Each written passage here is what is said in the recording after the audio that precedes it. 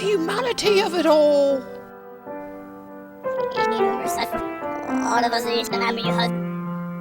The Humanities of it all, with Professor Moonie D.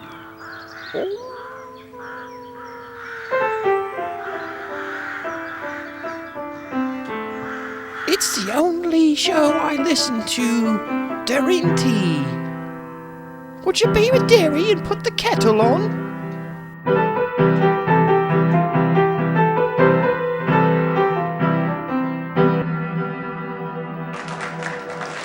What's up, Kansas City? What's up, Kansas City? Oh! Ooh, ooh, ooh. Kansas City. How you doing, Kansas City? When I was little, initially I wanted to be a black trash man. And then when I got a little bit older, around age 12 or 13, I really wanted to be an exorcist. Like, I saw the movie The Exorcist, and any exorcist here tonight? No? Okay. But I do have a story. I went to grad school for history, and a friend that was there at the time became a Catholic priest, and he became an exorcist himself. There was a particular case he was having trouble with, and Jeff calls me up, and he just, holy water had no effect, the crucifix had no effect, the name of Christ had no effect on this demon. So he was fairly vexed, and I actually drove up to St. Louis to see the girl who was possessed. And this is not the first time I've seen someone who's claimed to be possessed, and this demon was very interesting in that it seemed very lucid. In other words, some demons can't control their host very well. Say they don't have total possession of the human host, right? And they have to struggle to move the body and speak, you know? And this is what people think about when they think of demon possession, right? They think of sort of a gravelly voice and, like there are body movements, that are just kind of jerky. Well, that's the demon trying to possess. The demons don't actually move like that. That's just the whole idea of possession, is the demon can't fully control the body. But this demon seemed to have full control of the body and didn't have sort of awkward idiosyncrasies about him. He just seemed to be able to have a normal conversation. That was very off-putting. So I noticed really quickly this was a different demon than what I've seen. And priests are often trained under the assumption that the violent movements and the raspy voice of those possessed are because of the demon has like a vile nature.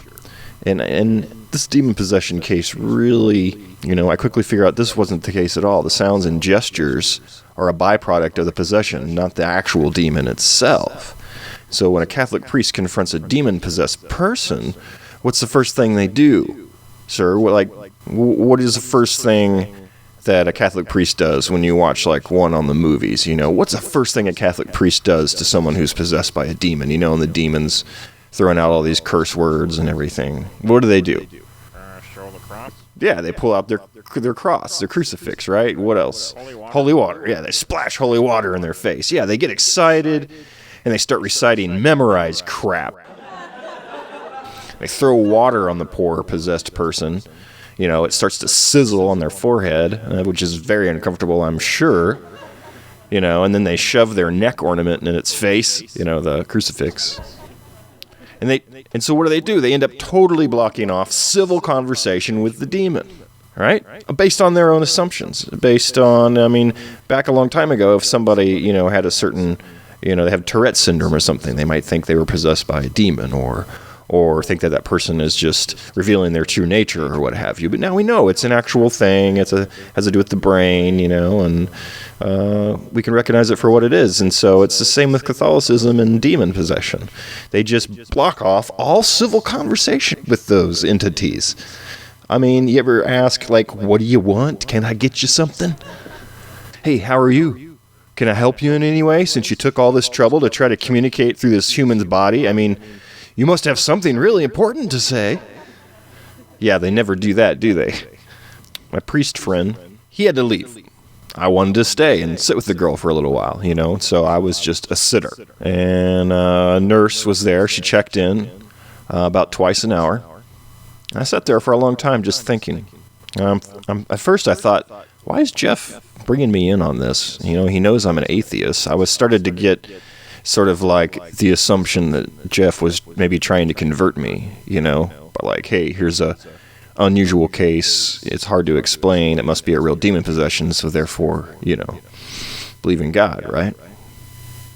I don't think this will work, though, because, you know, the fact that I had no assumptions helped me out in this case. So after a couple hours, I was just sitting there eating some powdered donuts, drinking my coffee, and finally the girl sat up and spoke directly to me. And this is what she said. Where did that fucking priest go? I didn't say anything at first, then it spoke again.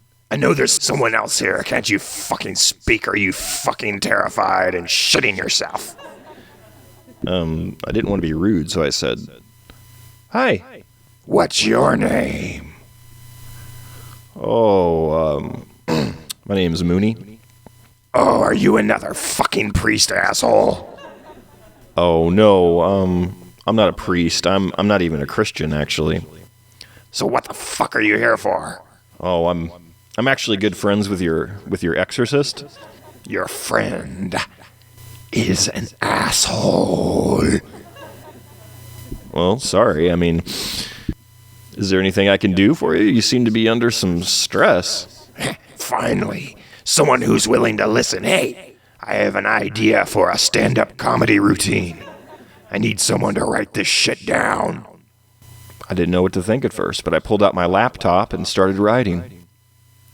Flibvostakarikos, the name of the demon, rattled off about 2 hours worth of comedy material. I recognized some of the words from my priest friend's recount of some of the filthy things he was saying about Ian McClellan and leaning into hand jobs and other filth. But they were just jokes. Flibvostakarikos was just trying to get his jokes out there. But the Catholic Church is there every time, and they keep them from spreading anything. This Flibvostakarikos just had a comedy routine he'd been working on, and he wanted to get it out there. That's all. So I wrote down the jokes, and by the time my friend Jeff got back, the demon was totally gone, and the girl was perfectly fine.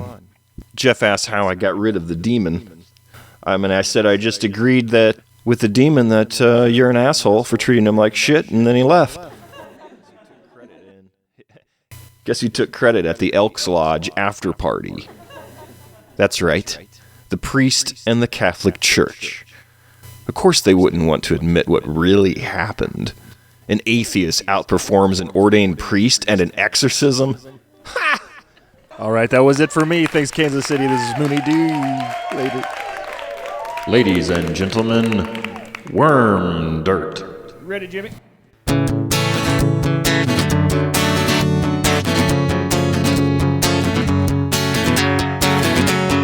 Private supper is none other than Cornpone. And what I reckon is of all grace to our Father, art in heaven,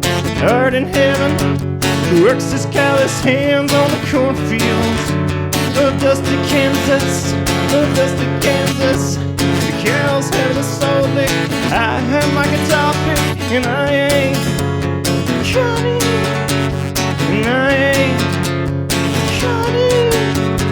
who found the socks that were blown off in a dust bowl storm sometime in 1931. USA Nationalism presents Celebrity Voices of Nationalism.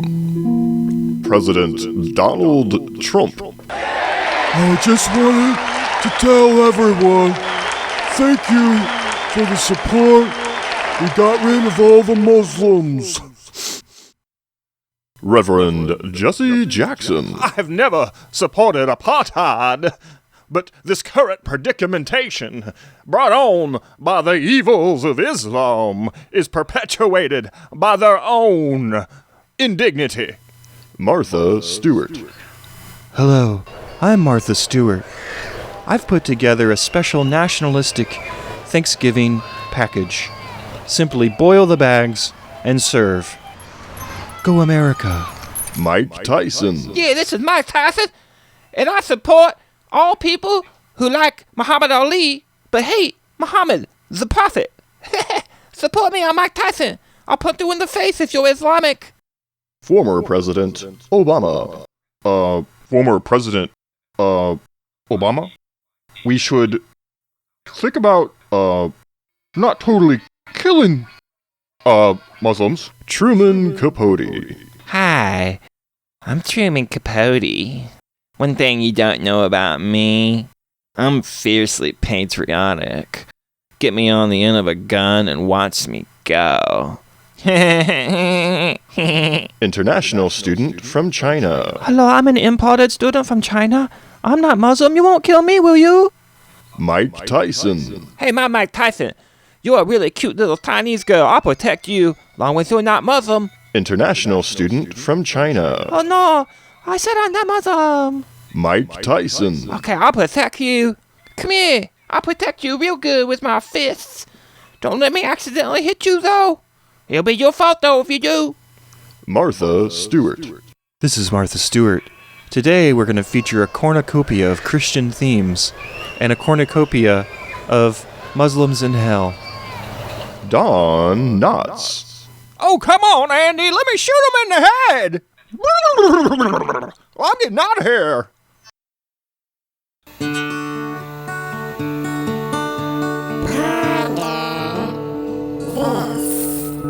Ponder this. Ponder this. Ponder this. Do the dregs come from mothers with deviled eggs?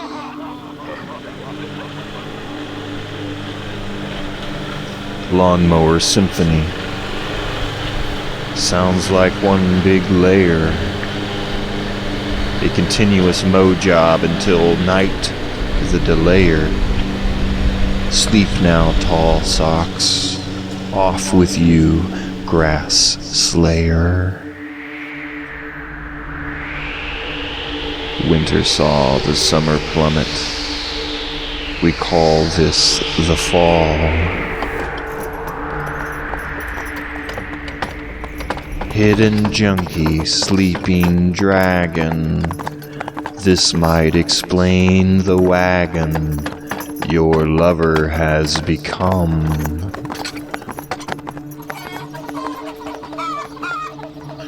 A chicken dilettante. One of those who never made it to the other side of the road.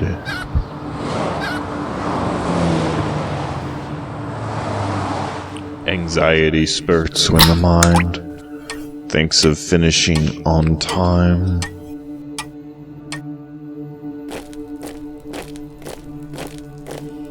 Discipline can never live up to genius, unless your genius is meager.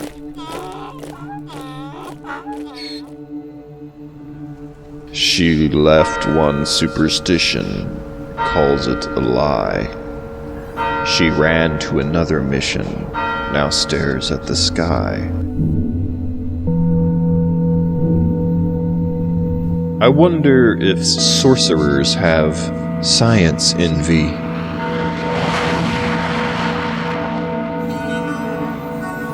Ponder this.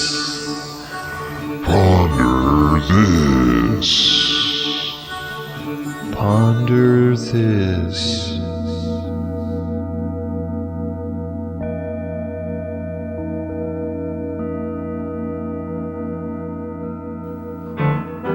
The humanity of it all.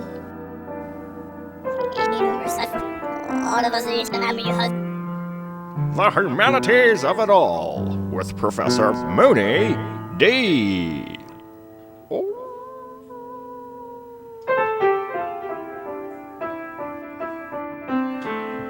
It's the only show I listen to during tea. Would you be with Derry and put the kettle on?